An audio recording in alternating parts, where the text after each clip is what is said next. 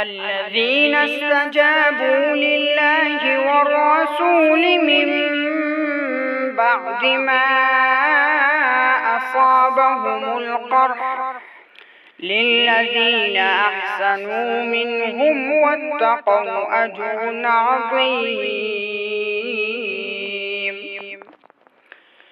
الذين قال لهم الناس إن الناس قد جمعوا لكم فاخشوهم فزادهم إيمانا وقالوا حسبنا الله ونعم الوكيل.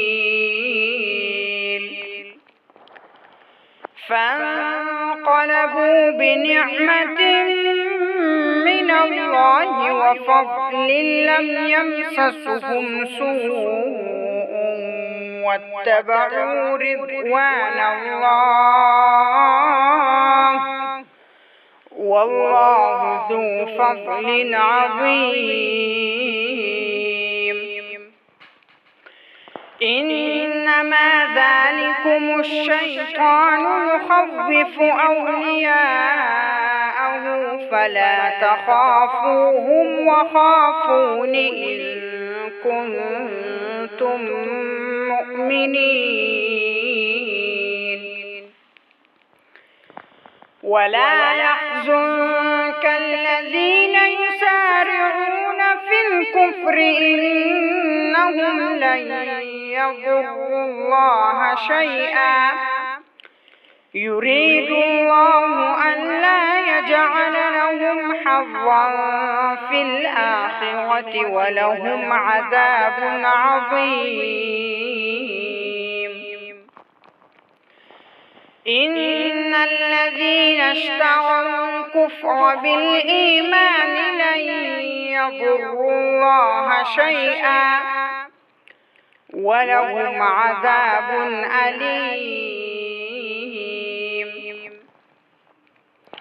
ولا يحسبن الذين كفروا أنما نملي لهم خير لأنفسهم إنما نملي لهم ليزدادوا إثما ولهم عذاب مهين.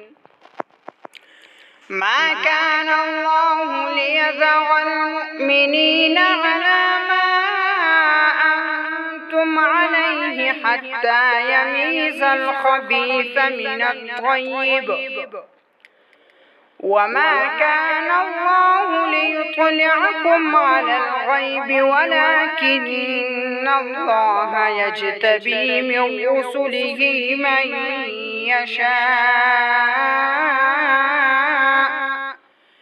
فآمنوا بالله ورسله وإن تؤمنوا وتتقوا فلكم أجر عظيم.